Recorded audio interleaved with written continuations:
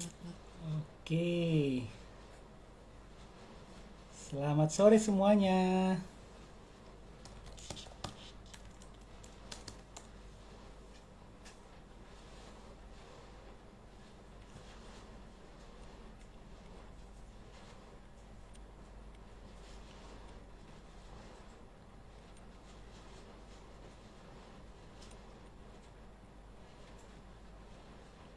Sabar ya teman-teman ya. Ini ketik title-nya dulu nih.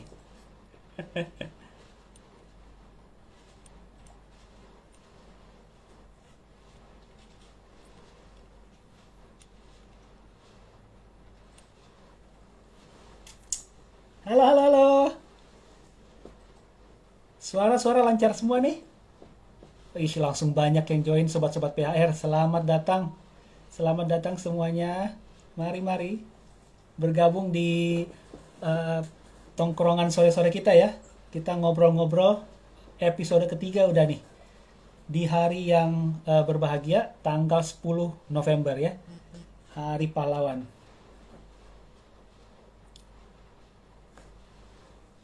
Apa kabar semuanya teman-teman? Oke, sip.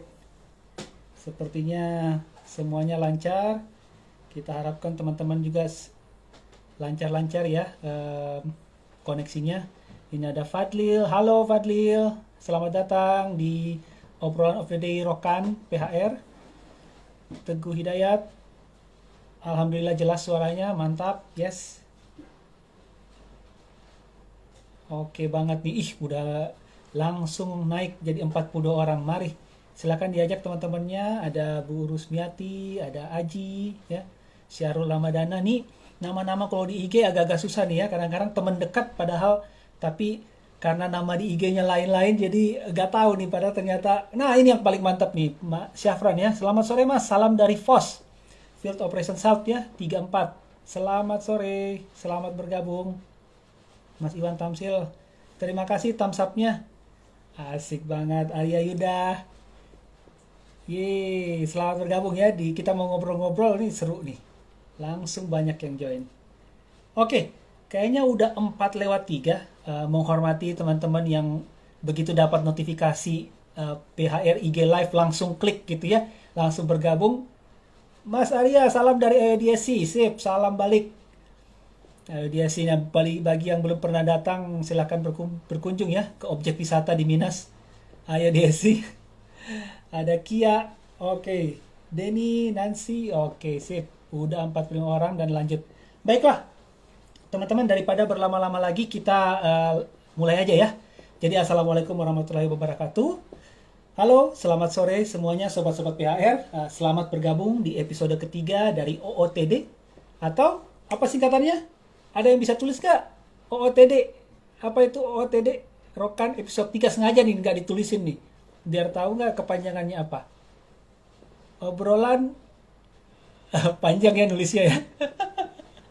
Obrolan of the day ya. Obrolan of the day Rokan episode 3. Salam dari PHR Traffic Dumai. Aduh mantap sekali. Dari Dumai dari Rumbai sampai Dumai semuanya sudah join.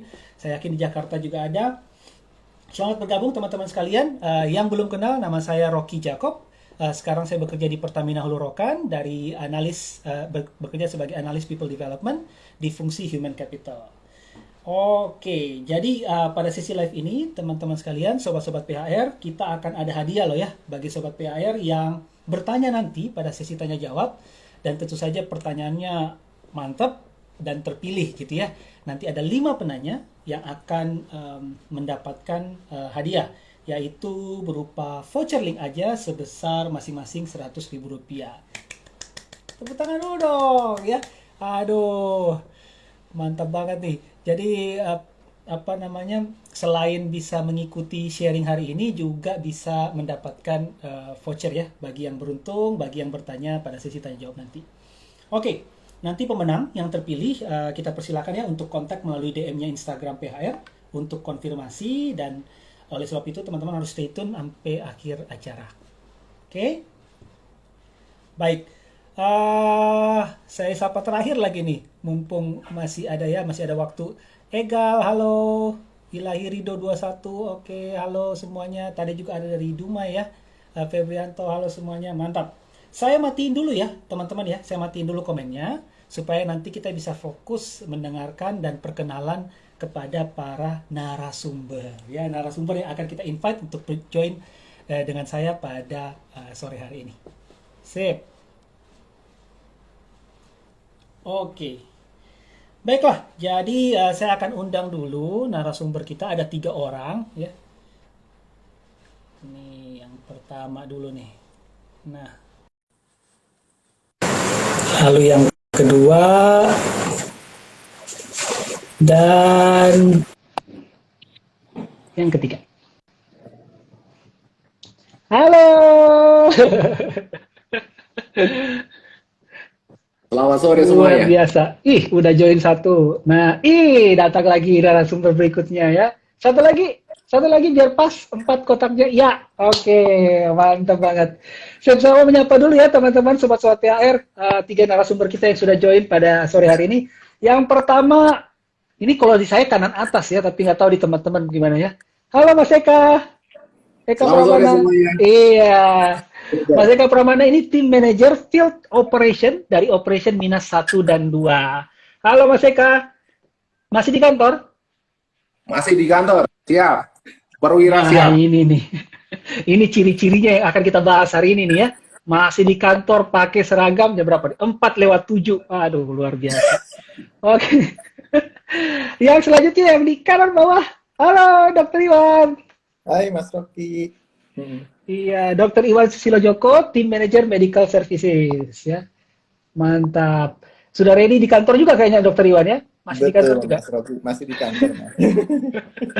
Sobat-sobat BHR ini contoh-contohnya nih ya, contoh-contohnya nanti bisa diambil kesimpulan sendiri nih. Tapi inilah apa namanya pengorbanan-pengorbanan dari para pahlawan kita. Nah, selanjutnya yang paling cantik di sesi kita sore hari ini, halo Mbak Danya.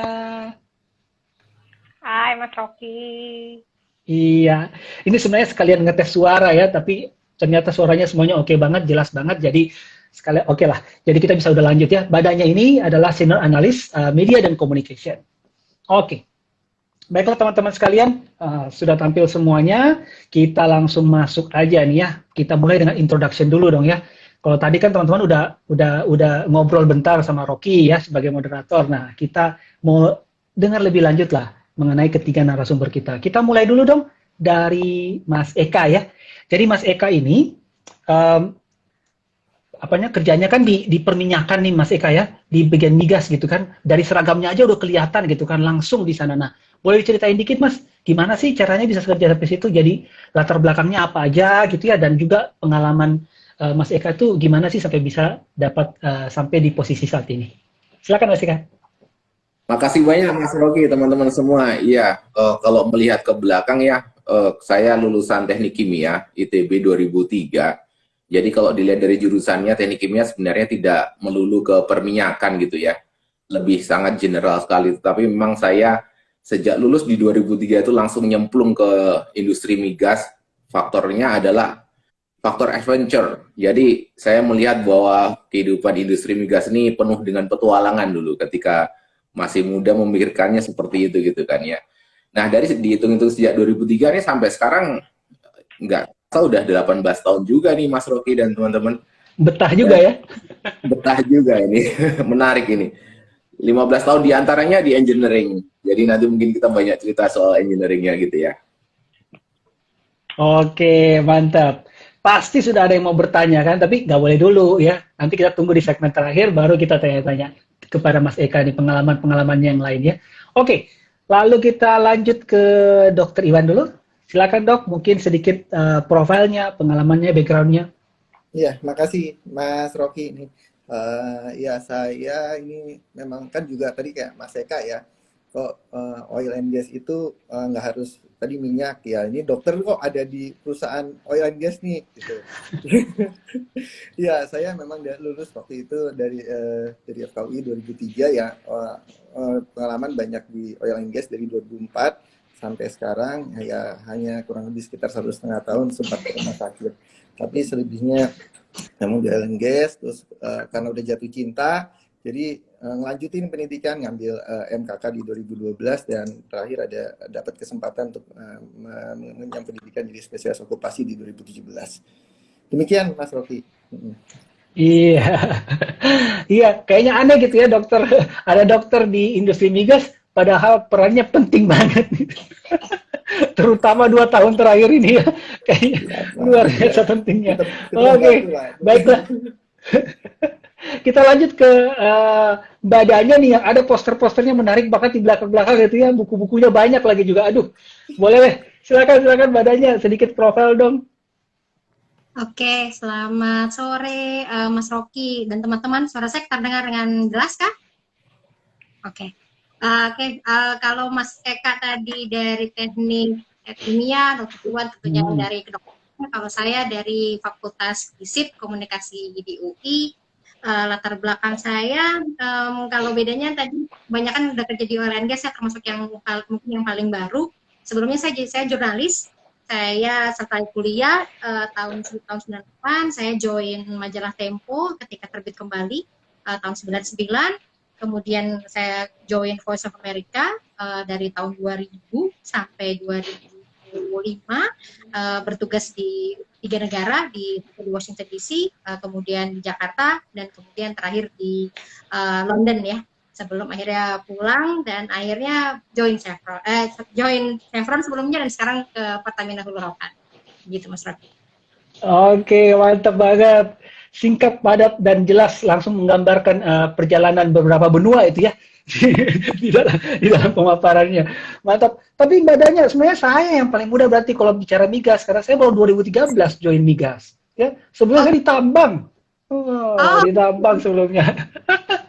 Sebelumnya lagi di pulp and paper, walaupun nggak ditanya ya, tapi nggak apa-apa, saya jelasin juga lah supaya teman-teman mengenal sedikit moderatornya kan. Oke, baiklah, karena kita ini 10 November nih teman-teman ya, 10 November itu adalah Hari Pahlawan. Sepanjang buka IG dari pagi, udah nggak mungkin lah ya, nggak tahu kan bahwa sekarang 10 November itu Hari Pahlawannya, dari IG-nya Pak Jokowi lah ya, IG-nya Pak Erick Thohir kan, IG Pertamina ya, semuanya juga udah memperlihatkan bahwa mengenang ya Hari Pahlawan. Nah, pahlawan-pahlawan ini kan ada zaman dahulu, pahlawan kemerdekaan, revolusi ya, dan ada pahlawan-pahlawan modern nih kan. Nah, jadi kita mau nanya nih ketiga narasumber kita, kalau kita mendengar kata pahlawan, nah apa nih yang pertama kali terbersit di pikiran ketiga narasumber kita gitu? Pahlawan zaman dahulu kah gitu kan? Atau semuanya memang gitu ya, sampai pahlawan-pahlawan modern sampai saat ini? Nah, biar urutan lagi kita mulai dari Mas Eka lagi ya. Silakan Mas Eka. Iya, kalau kita dengar kata pahlawan itu kan kesannya dia maju ke medan paling depan untuk bertempur gitu kan ya. Nah, itu mungkin sebelum kemerdekaan seperti itulah pahlawan. Nah, kalau ketika kita saatnya mengisi kemerdekaan ini, tentunya kita bisa melihat juga mereka-mereka yang harus ke medan paling depan juga ini dalam rangka untuk mengisi kemerdekaan, khususnya untuk mencari sumber-sumber pendapatan buat negara ini, Mas Rocky dan kawan-kawan semua. Jadi di mata saya tuh pahlawan tuh ya seseorang yang rela memberikan dirinya lah ya, termasuk dalam pengorbanan waktu, tenaga, pikiran, risiko, prioritas hidup gitu ya, untuk orang lain gitu.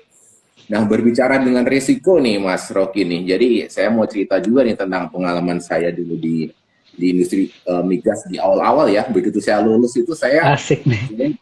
Iya nih, saya join di perusahaan logging. Yang disebut logging itu adalah sebuah usaha untuk mencari minyak ketika sumurnya sudah tersedia gitu ya, lubangnya sudah ada. Nah, di kedalaman berapa kira-kira ada minyaknya itu. Nah, untuk pekerjaan itu, Mas Rocky dan teman-teman semua, itu melibatkan bahan radioaktif dan juga bahan eksplosif.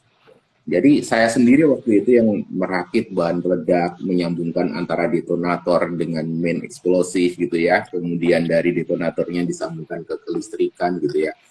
Nah, kebayang resikonya kan ya. Artinya kalau misalnya terjadi fail dan segala macam itu sudden lah saat itu juga mungkin langsung jadi dampak yang tidak diinginkan. Nah, itu dari sisi eksplosif ya. Juga saya menangani radioaktif ini Mas Rocky ini. Jadi waktu itu yang saya handle itu bahan radioaktif yang namanya americium beryllium gitu ya. sama cesium 137. Ya intinya itu adalah bahan-bahan radioaktif yang sangat kuat yang mungkin saja mempengaruhi kesehatan kita dalam jangka panjang. Itu lain dengan eksplosif yang sifatnya sudden gitu ya. Radioaktif itu agak jangka panjang gitu. Nah itu saya di perusahaan yang lama gitu ya. Kemudian masuk ke perusahaan yang operator rokan sebelum ini gitu kan ya. Nah, masuk kemudian di bagian engineering-nya. Jadi berbicara tentang pahlawan tadi itu mungkin kalau ngomongin soal risiko kira-kira seperti itu Mas Rocky ya. Kemudian prioritas hidup juga nih, soal prioritas hidup. Kita jarang loh menemukan bahwa minyak itu dieksploitasi di kota besar ya. Pasti kalau nggak di tengah laut lah, kalau nggak di tempat-tempat terpencil lah. Jadi dalam hal ini memang kita lah ya, pekerja-pekerja minyak ini dikirim ke ujung-ujung dari pelosok negeri kita lah untuk mencari sumber pendapatan buat negara gitu. Kira-kira mungkin itulah ya faktor apa namanya kepahlawanannya. Tapi tentunya saya nggak sendiri nih, ada Dr. Iwan, ada Mbak Danya, Mas Oki juga. Kita ditempatkan di medan laga paling depan lah untuk mencari sumber pendapatan negara gitu Mas Oki. Mantap. Justru sobat-sobat PHR, sebenarnya kalau kita ditaruh di pedalaman justru mantap ya. Berarti pedalamannya nanti akan berkembang gitu kan ya, ikut berkembang. Jadi bukan pedalaman lagi gitu ya. Tiba-tiba ada airportnya kan, tiba-tiba ada sekolahnya. Nah, sama nih dengan kiprah-kiprah PHR juga ya untuk di bagian pengembangan sosial kemasyarakatan tentu saja. Mantap banget Mas Eka pemaparannya. Gimana Dokter Iwan? Pahlawan itu apa Dok? Iya nih, Mas Rocky, thank you. Apa yang terbersit yang langsung pertama kali tadi, kalau bagi saya sih pahlawan itu adalah seseorang yang rela berkorban dan berjasa untuk pihak lain. Nah, kalau tadi Mas Eka bilang kan kita sebelum masa kemerdekaan ya tentu tadi dengan bambu runcing kita berusaha untuk mendapatkan kemerdekaan. Tapi setelah masa kemerdekaan tentunya memang kita perlu mengisi kemerdekaan itu dengan kemajuan-kemajuan. Kalau bagi saya sendiri pahlawan bisa tadi berjasa berkorban dan berjasa bagi orang lain itu bisa dari mulai dari kita di keluarga sendiri, di masyarakat, bahkan sampai negara. Bagi saya sendiri sih mungkin pahlawan untuk dari sisi keluarga ya adalah orang tua dan istri yang dimana dia selalu berkorban untuk saya. Tapi kalau dari sisi profesi tentu memang dari profesi dokter ini pahlawan itu adalah teman-teman dokter kita yang rela untuk ditempatkan di pedalaman. Dimana saatnya zaman dulu ada namanya PPT, di mana dokter ditempatkan di daerah terpencil untuk memberikan pelayanan hingga ke daerah-daerah pelosok. Sekarang kita punya namanya ada internship, di mana tugas teman-teman dokter itu bertugas menjadi pelayan kesehatan di rumah sakit dan di puskesmas di daerah terpencil supaya pelayanan ini bisa diakses oleh seluruh orang. Gitu Mas Rocky. Mantap banget. Thank you Dokter Iwan ya. Iya benar banget itu ya. Jadi apa namanya nih? Kayaknya dulu teman-teman saya juga masih ada tuh Dok. Angkatan saya PTT gitu ya Dok ya. Iya, masih tuh ke Toraja ya waktu itu dulu teman-teman saya ke Toraja lah. Kemana lah ke Sulawesi Tengah ya. Waduh. Jadi kayaknya memang pengelayanannya luar biasa. Sekalian belajar katanya kan. Banyak yang didapatin di situ. Banyak kasus, banyak kasus kan? Iya, itu yang kita bisa pelajari di sana. Iya, benar banget. Oke, kita kembali ke Badanya. Gimana Badanya? Pahlawan itu seperti apa Mbak saat ini? Pahlawan buat saya itu siapapun orangnya yang bermanfaat untuk orang lain. Skalanya bisa skala besar sampai skala kecil yang tadi Dr. Iwan juga bilang tentang keluarga misalnya. Mungkin kalau buat seorang anak pahlawan terdekatnya adalah mungkin orang tuanya ya, ayah atau ibunya atau mungkin kakaknya atau kakeknya atau neneknya gitu ya. Kalau kamu tadi Mas Eka menyebutkan pahlawan dari sisi migas, Dr. Iwan sudah bicara tentang pahlawan dari sisi kedokteran. Kalau buat saya, jadi jurnalis itu juga jadi pahlawan. Karena kalau ada jurnalis, nggak ada itu sampai beritanya ke tangan kita semua, gitu ya. Khususnya jurnalis-jurnalis yang rela ada di medan pertempuran. Jadi yang pahlawan berperang juga ada, tapi juga ada orang yang menceritakan kisah-kisah yang ada di medan perang gitu ya. Kita lihat pahlawan misalnya di saat yang sama contohnya ya, kalau misalnya ada sebuah penyerbuan teroris misalnya contohnya gitu ya, itu kan pasti ada jurnalis yang take along gitu ya, bawa kamera gitu, bawa boom mic segede besar itu mereka risking gitu ya, risking their life gitu di saat kayak gitu. Atau contohnya kayak kita belajar nonton National Geographic deh, kita menikmati keindahan binatang-binatang. Nah itu siapa yang pergi ke sana tidur di hutan gitu ya untuk bisa menceritakan itu semua gitu ya? Yaitu para jurnalis juga yang ada di sana gitu. Nah kalau tadi Mas Eka cerita tentang hidup tadi cerita tentang ininya ya, awal-awal karir, kalau saya nggak akan pernah lupa, saya pernah meliput 9/11 di tempatnya di Washington DC dan pergi ke New York juga saat itu ketika terjadi peristiwa 9/11 tahun 2001 ya di Amerika. Kebetulan saya bertugas di sana dan itu the highlight of my career ya sebagai jurnalis gitu ya. Itu juga berbeda, tantangannya juga berbeda. Kebetulan kita dari negara Muslim, kemudian jadi dan nama-nama orang-orang Indonesia kan juga banyak pakai Muhammad, pakai Ahmad ya, dan kehidupan di Amerika jadi berubah setelah itu gitu. Dan sedikit banyak mempengaruhi hidup kita lah, hidup orang-orang Asia waktu itu. Ataupun yang Muslim. Dan itu siapa yang cerita? Itu jurnalis. Kita lah yang menceritakan ketidakadilan, perbedaan, tentang diskriminasi dan lain-lain. Dan itu yang membantu juga pemerintah ataupun otoritas setempat ataupun bahkan kalangan dunia, PBB dan lain-lain untuk tahu apa masalahnya yang terjadi di negara itu, sehingga kemudian jadi ada pressure atau misalnya talks between bilateral countries ya gitu ya, ataupun bahkan dibawa ke sebuah konferensi dan lain-lain. Itu semua tidak akan terjadi kalau tidak ada berita yang sampai ke orang-orang yang punya wewenang untuk bisa make a difference secara luas. Gitu. Tapi pahlawan itu banyak banget, dari mulai yang skala kecil, dari hanya sekedar role model untuk seorang, sampai yang tadi ya, sampai yang yang for the greater good lah gitu untuk orang banyak gitu Mas Rocky. Iya, thank you Mbak Danya. Iya, kayaknya kalau saya sebagai yang tidak terlibat langsung nih ya, kalau kita lihat berarti pahlawan tuh dari sudut sini iya, dari sudut sini iya gitu ya, dari banyak banget gitu ya, semua bisa menjadi pahlawannya. Tadi mantap banget itu yang disampaikannya, bahwa kayaknya tergantung manfaatnya kita berikan bagi orang lain ya. Wah, mantap banget. Jadi apapun role-nya gitu ya, apapun perannya, kayaknya bisa tuh menjadi mendefinisikan kata pahlawan tadi gitu ya. Oke, kita kembali deh ke Mas Eka nih. Jadi kita semua tahu nih bahwa energi kita rasakan di kehidupan kita ya. Mau ke kantor kita harus butuh energi gitu ya, di mobil, mau naik sepeda juga tetap butuh energi kan ya. Mau jalan kaki ke kantor juga sama butuh energi kan.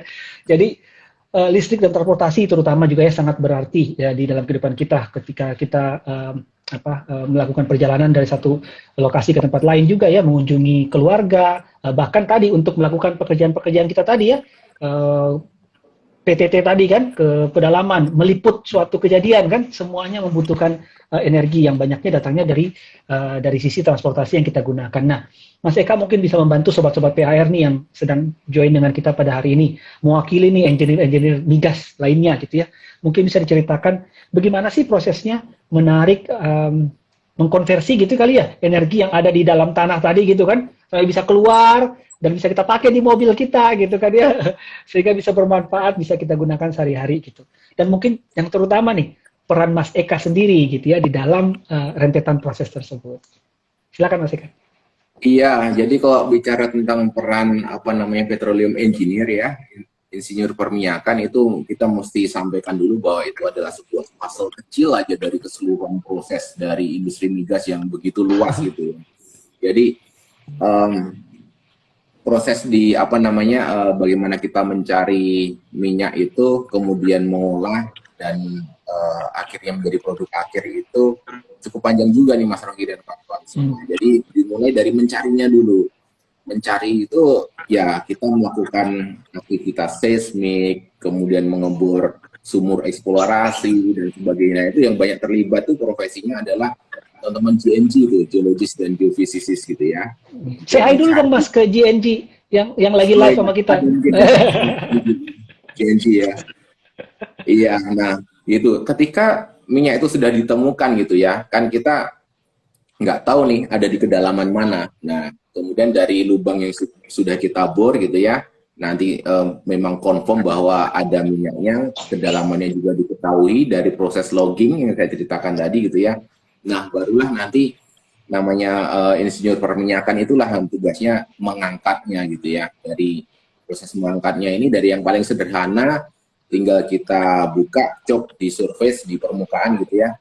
Nanti muncul ada yang namanya natural flow atau aliran alami ya. Tapi seiring berjalannya waktu, pressure atau tekanan di dalam bumi sana kan semakin berkurang juga gitu ya. Nah, begitulah nanti kita membutuhkan yang namanya artificial lift atau apa namanya equipment pengangkat gitu ya. Itulah pompa gitu. Pompa. Nah, itulah tugasnya teman-teman production engineer tuh dari kecabangan insinyur perminyakan juga.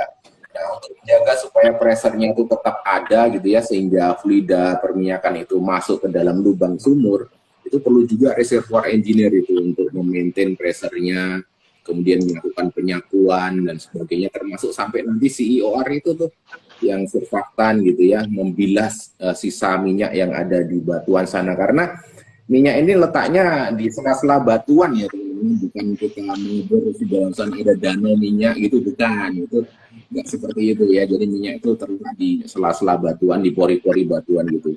Nah, setelah minyak tadi sampai di surface itu masih minyak mentah itu.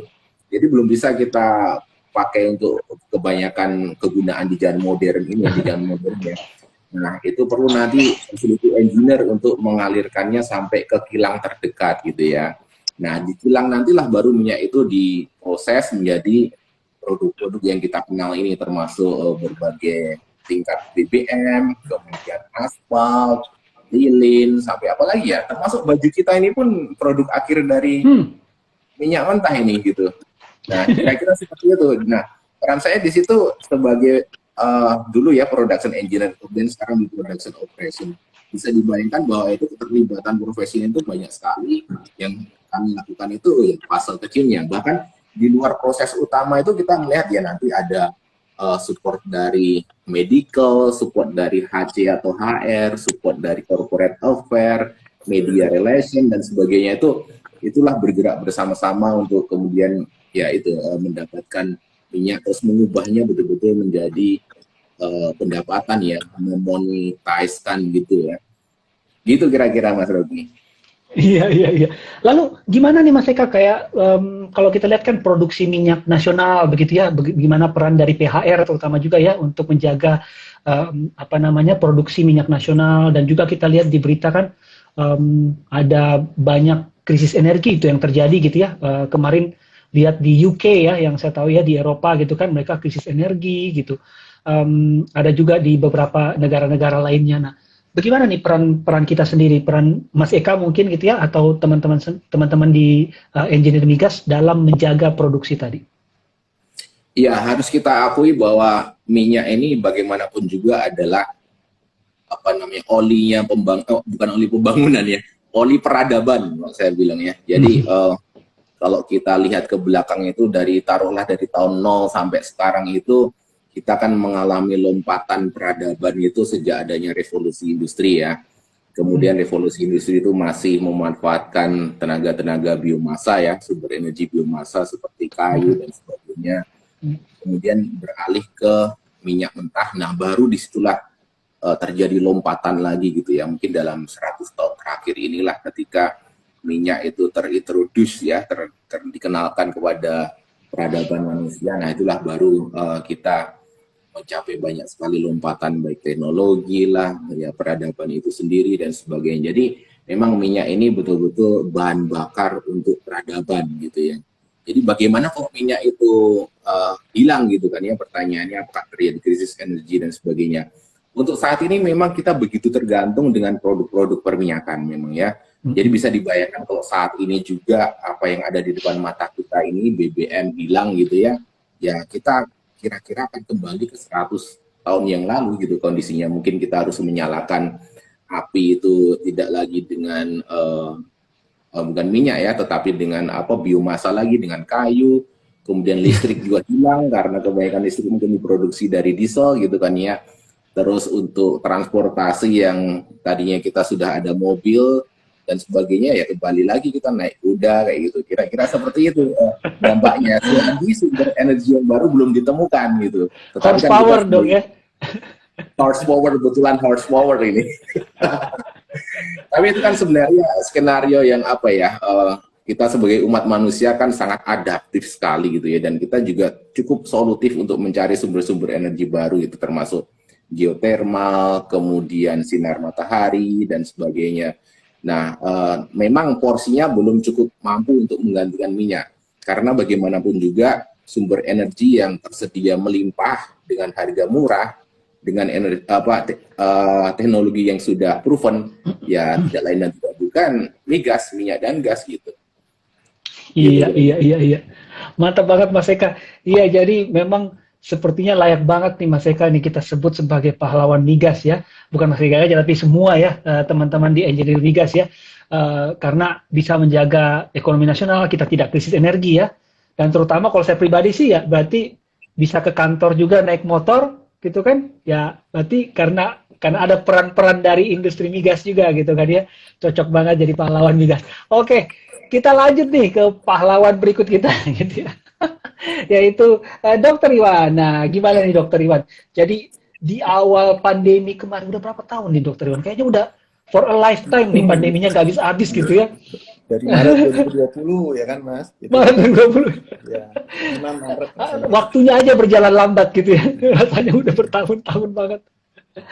Di awal-awal pandemi tuh, Dok, kan kita tahu kita kewalahan banget ya, Dok ya, menangani COVID-19 ini yang awalnya kayaknya mungkin kecil-kecil aja, ternyata bisa sangat besar ya pengaruhnya ke kehidupan kita.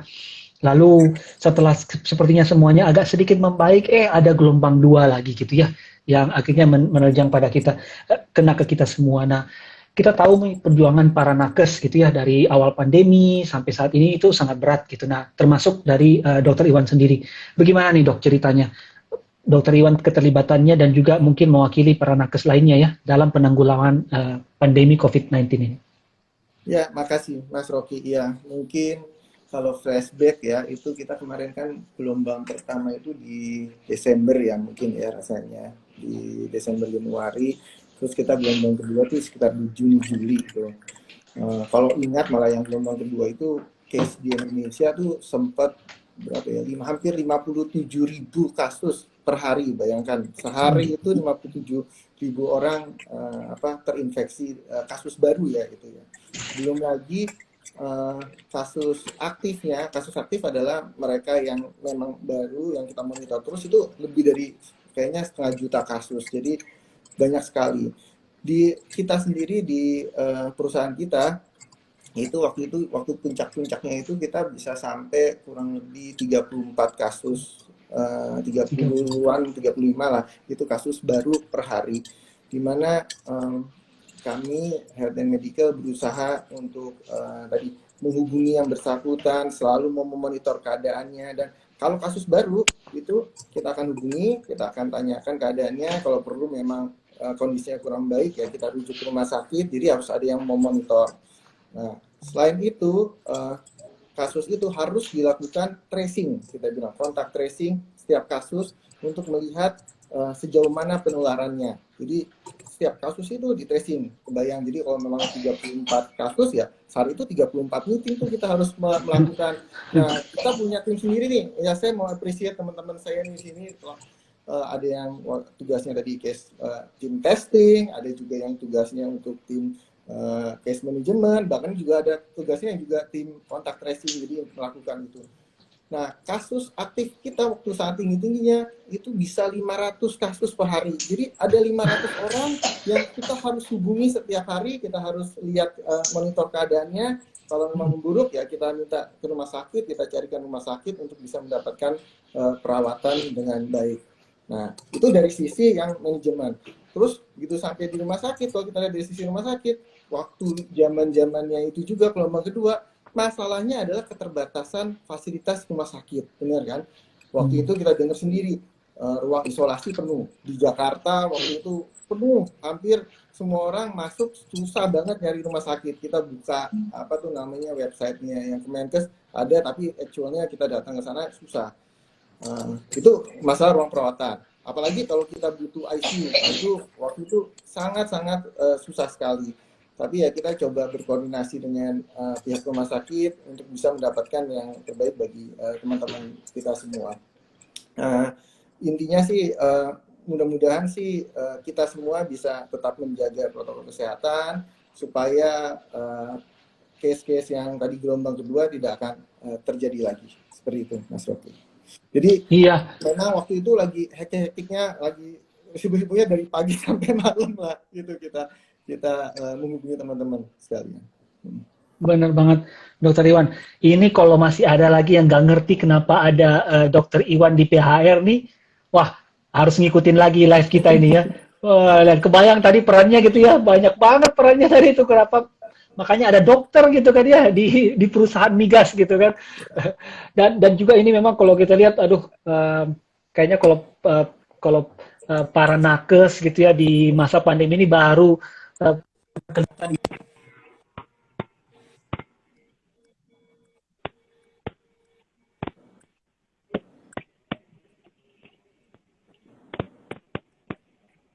Mas Rocky kok Mas suaranya hilang Rocky ya? suaranya agak hilang, Mas Rocky. Iya. Mas Rocky suaranya agak hilang. Iya, hilang Mas Rocky.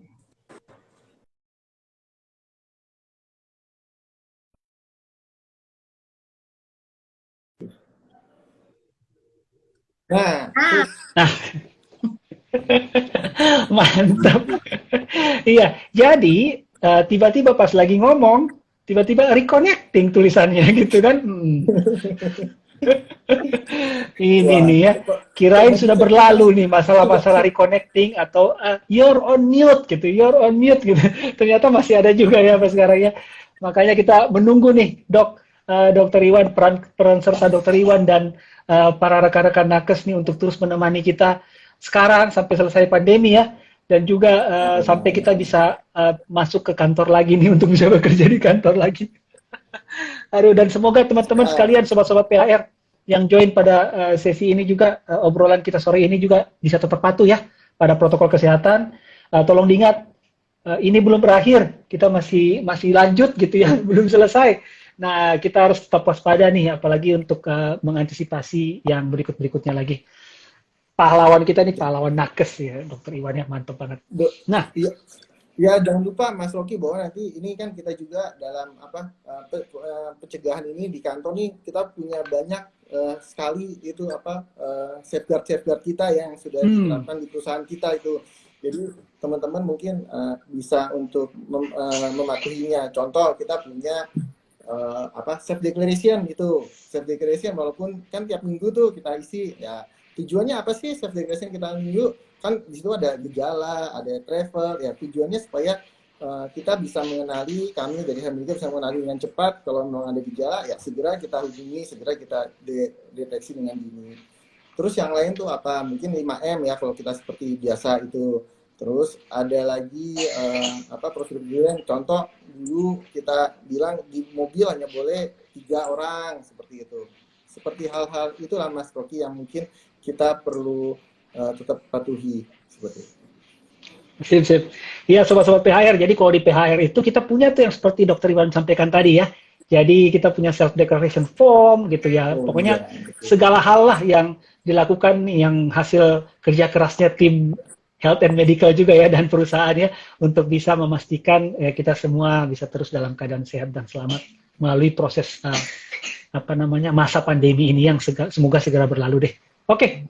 Kita boleh lanjut ya ke badannya. Nah, badannya ini saya kemarin baca-baca badannya multitasking itu nggak bisa loh dilakukan sama orang loh, ya katanya. Tapi badannya ini kok bisa ya, bisa working mom gitu kan?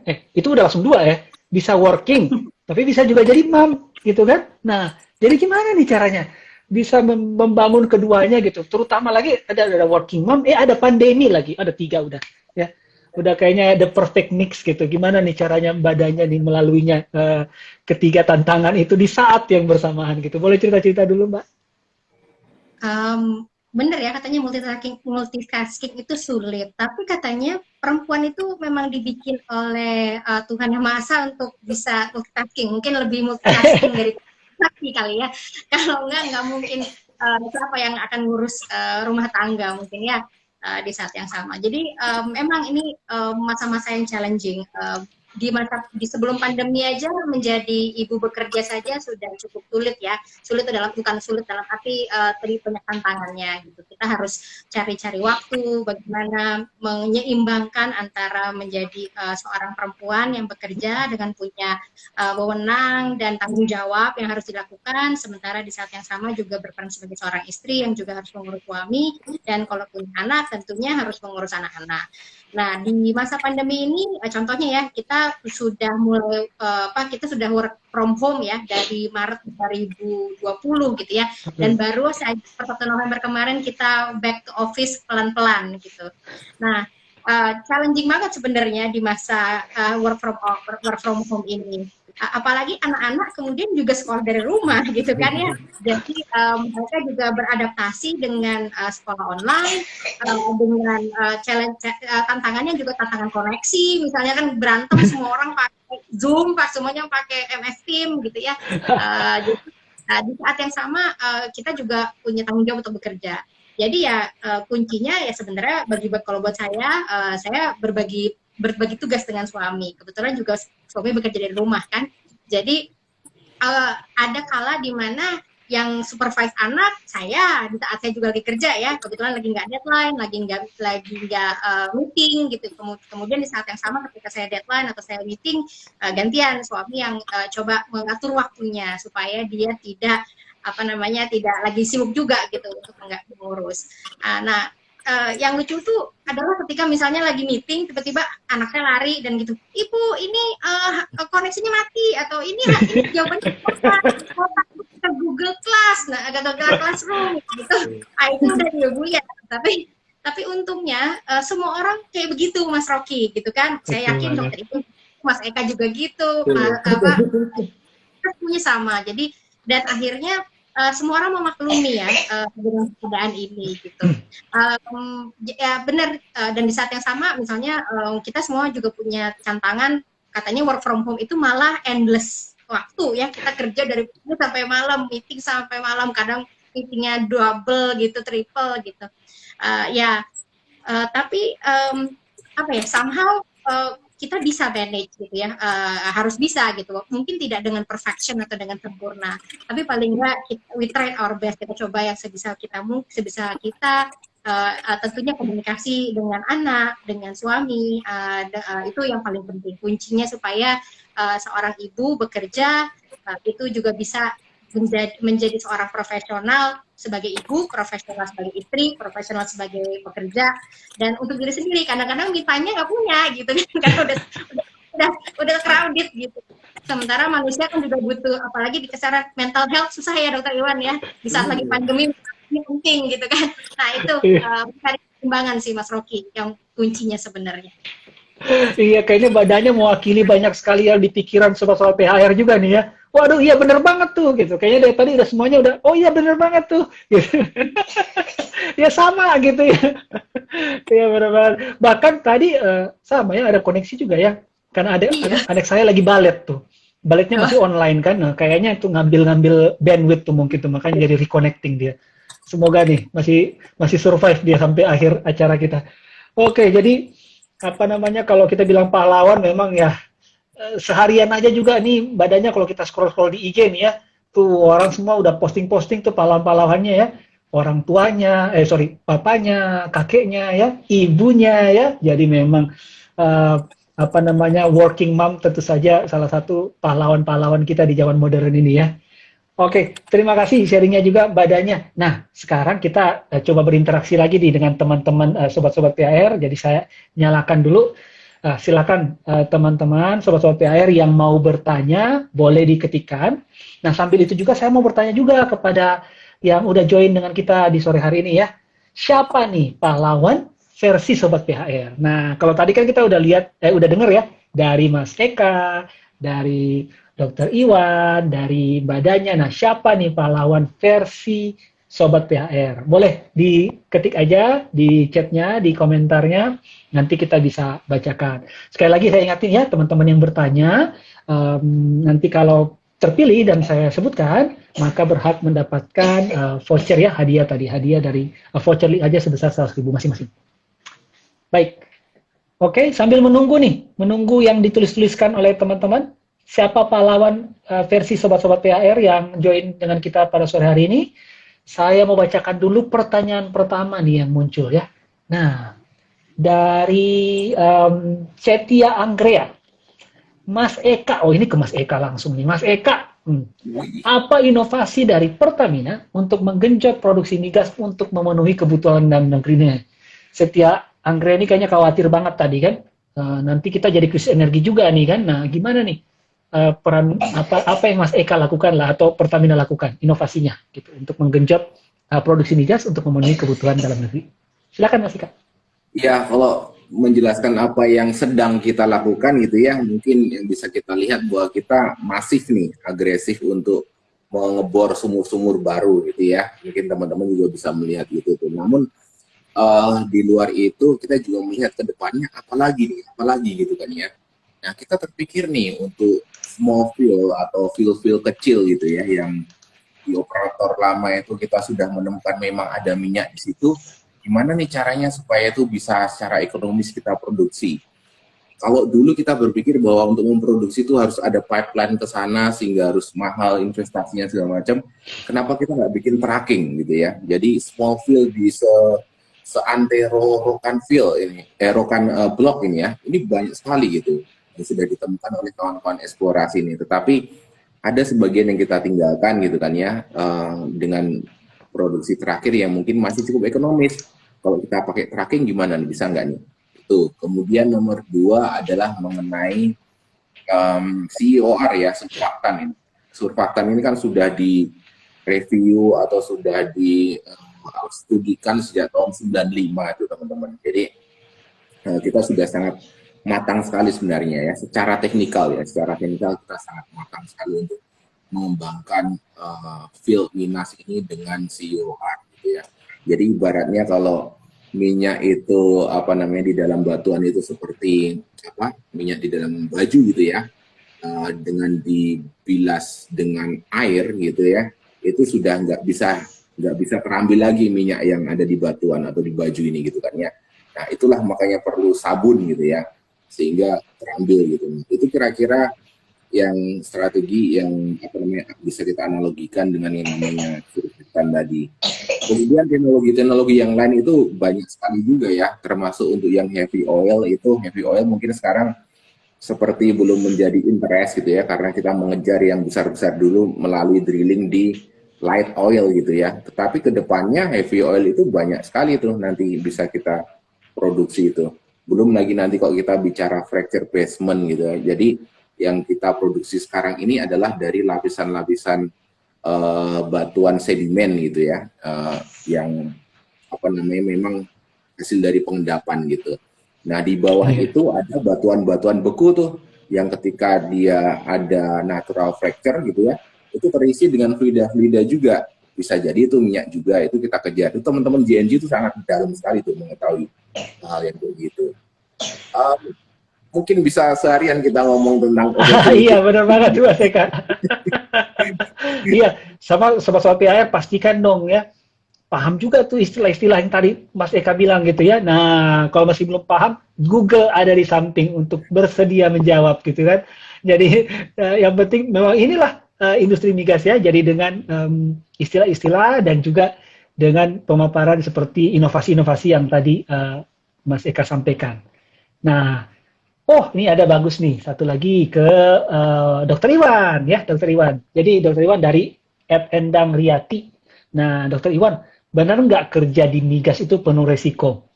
Gimana strategi Pertamina untuk menekan kecelakaan kerja? Waduh, pertanyaannya sangat baik sekali ini ya. Gimana Dr. Iwan? Dr. Iwannya mute ya? Sorry Mas Rocky.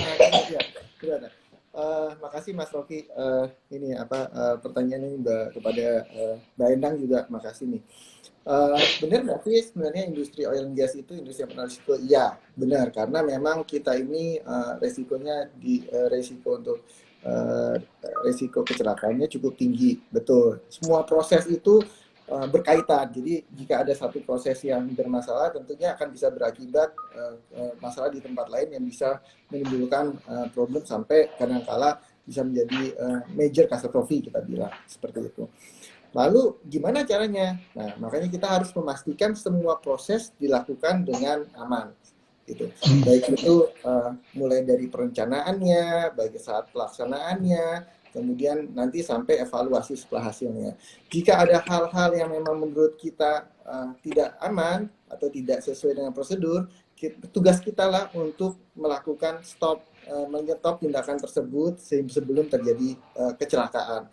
Nah, masalah safety ini juga jangan hanya urusannya kalau kita bilang bagian HES, bukan, tapi safety ini adalah harusnya tertanam dalam kita semua, gitu loh. Kita semua ini adalah mitra dari duta dari safety, sehingga kita harus memiliki awareness keamanan dengan benar proses-prosesnya, sehingga bila tidak ada aman silakan lakukan stop authority.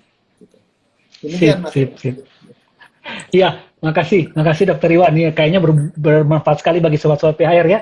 Jadi safety start with you gitu ya, Dok ya. Jadi dari kita semua ya, kita semua bertanggung jawab untuk hal itu juga. Nah, satu lagi nih mungkin karena kita udah 452 teman sobat-sobat sekalian. Jadi ada dari Bergas Fayat, saya berkesempatan S2 di Belgia. Gimana nih caranya agar ilmu yang saya dapatkan dari S2 di luar negeri bisa bermanfaat saat kita kembali ke Indonesia? Nah, ini mungkin badannya aja yang jawabnya. Tadi udah ke beberapa benua tadi ya. Silakan badannya. Oke, terima kasih pertanyaannya Bergas Fayat. Saya asumsinya laki nih ya namanya. Kalau menurut saya bermanfaat ada dua cara. Satu, ilmunya sendiri pasti bermanfaat untuk Indonesia. Jadi mungkin mengabdilah atau bekerjalah atau mungkin berentrepreneur lah yang sesuai ya dengan ilmunya.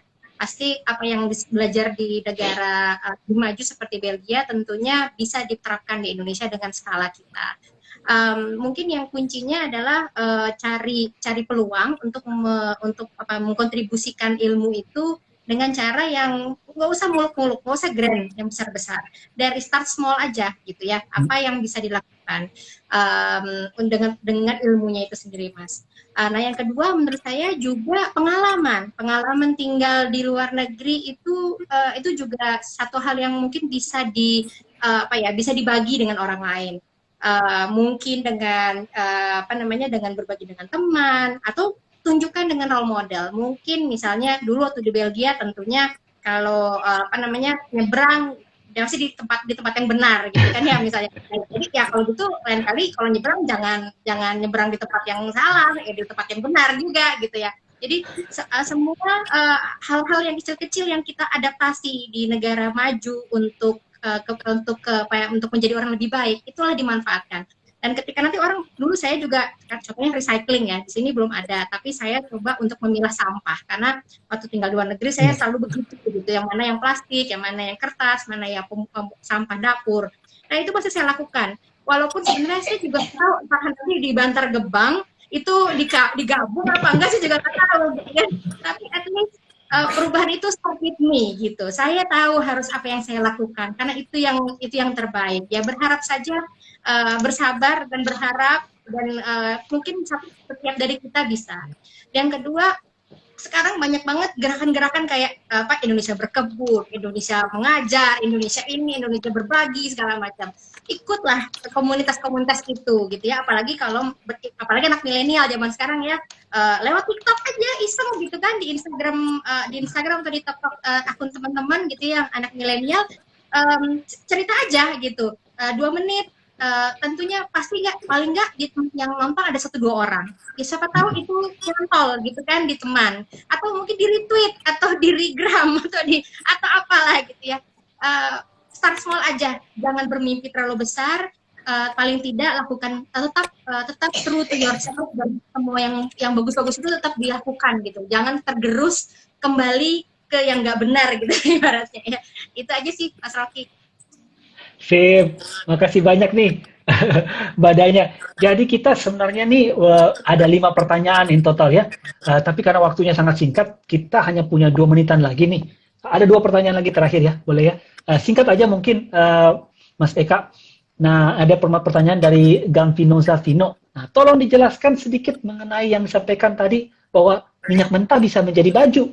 Nah, tapi ini singkat aja ya, Mas Eka ya, jangan dijelasin panjang lebar kan nih dari ujung ke ujung nih. Gimana Mas Eka? Iya, produk akhir dari minyak itu memang banyak ya, nggak cuma BBM aja. Mungkin kebanyakan orang taunya BBM aja gitu kan ya. Padahal masih ada juga aspal, lilin, dan sebagainya gitu. Nah, produk derivatifnya itu masih banyak lagi tuh. Nah, bahan-bahan kimia yang muncul dari proses-proses sampingan ketika kita memproduksi BBM itu dimanfaatkan juga itu. Ada yang jadi rayon, ada yang jadi, nah itulah rayon yang jadi baju kita, ada yang jadi baju. Macam-macam lah. Mungkin kacamata kita ini sebagian juga dari crude oil juga dan sebagainya. Tak terbatas lah. Mungkin teman-teman bisa googling lah. Iya. Ya, Lipstick juga. Oh ini. Petroleum jelly kan, benar kan? Nah, ya. Oke. Satu lagi ya, terakhir ya.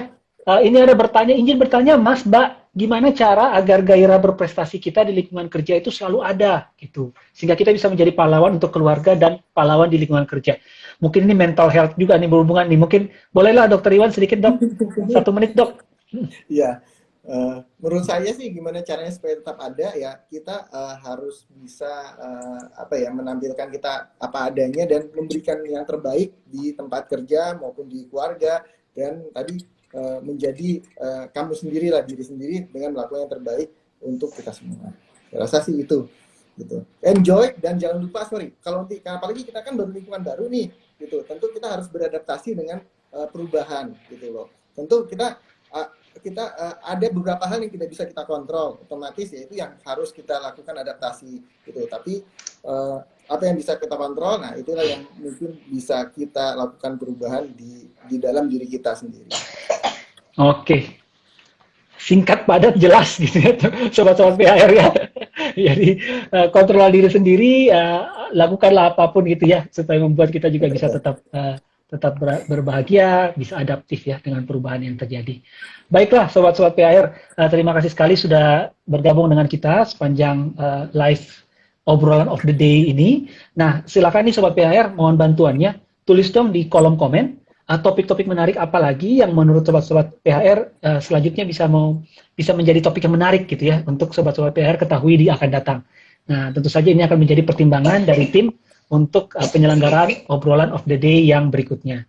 Nah, sambil menunggu sobat-sobat PHR pada nulis nih, boleh dong singkat-singkat dari badannya, Mas Eka lalu Dokter Iwan ya. Sedikit closing comment lah gitu ya mengenai topik kita hari ini mengenai pahlawan. Silakan, singkat aja ya. Oke, setiap orang bisa jadi pahlawan, jadilah role model, true to yourself seperti Dokter Iwan bilang, berikan yang terbaik setiap detik kalau bisa ya. Capek boleh, tapi selalu terus lakukan. Paling tidak kita jadi pahlawan untuk anak, suami, atau mungkin ataupun adik misalnya, yang start small. Nggak usah terlalu muluk, yang penting everyone can be a hero. Everyone can be a hero, yes, including me. Mas Eka? Semua bisa jadi pahlawan. Itu aja. Yes, semua bisa jadi pahlawan. Dokter Iwan? Iya, mungkin sedikit nih Mas Rocky. Oke, kan tadi Mbak Nini bilang semua jadi pahlawan bisa. Khusus untuk COVID nih, Mas, ada satu yang tadi pencegahan yang kita juga perlu kita perhatikan, itu vaksinasi, gitu loh. Jadi, tolong mereka yang bisa dilakukan vaksinasi, segera vaksin. Harus baik itu dosis pertama dan harus dilengkapi dosis kedua. Nah, kenapa bisa jadi pahlawan? Kenapa? Karena mereka yang divaksin itu menjadi pahlawan untuk melindungi teman-teman kita yang tidak bisa divaksin. Kalau mereka punya kondisi medis, maka dia kan tidak bisa divaksin. Kitalah tugas kita yang melindungi dengan kita melakukan vaksinasi sehingga terbentuk herd immunity. Jadi itu bukan kita semua bisa menjadi pahlawan bagi orang lain. Selamat. Iya, kurang pahlawan apa lagi kalau kayak gitu ya dok ya. Pas banget. Oke, sobat-sobat PHR, saya mewakili sobat-sobat semuanya yang ikut dengan kita pada sore hari ini. Berterima kasih kepada Mas Eka, Dokter Iwan ya, badannya. Tepuk tangan dulu ya untuk semuanya yang telah menyempatkan waktu join dengan kita pada sore hari ini ya. Mewakili para narasumber dan juga saya sendiri, mohon maaf jikalau ada kesalahan kata selama obrolan of the day kita. nongkrong-nongkrong kita sore hari ini. Dan sampai jumpa di acara berikutnya. Jangan lupa sobat-sobat PHR, jaga kesehatan, cuci tangan, pakai masker kalau keluar rumah ya. Lalu jauhi keramaian, jaga jarak, olahraga, jemuran kalau pagi-pagi ya, kalau sempat gitu kan. Minum vitamin, nah, banyak banget lah pokoknya. Tapi kalau saya sih sesuai dengan yang Dr. Iwan bilang juga tadi ya, yang penting itu teman-teman stay safe, stay happy. Bye-bye semuanya. Terima kasih. Terima kasih semuanya, bye. Bye-bye. Oh iya, Teman-teman yang menang tadi jangan lupa DM ya, DM PHR ya. DM account Instagramnya supaya bisa dapat hadiahnya. Thank you. Assalamualaikum. Terima kasih narasumber kita. Terima Terima kasih. kasih.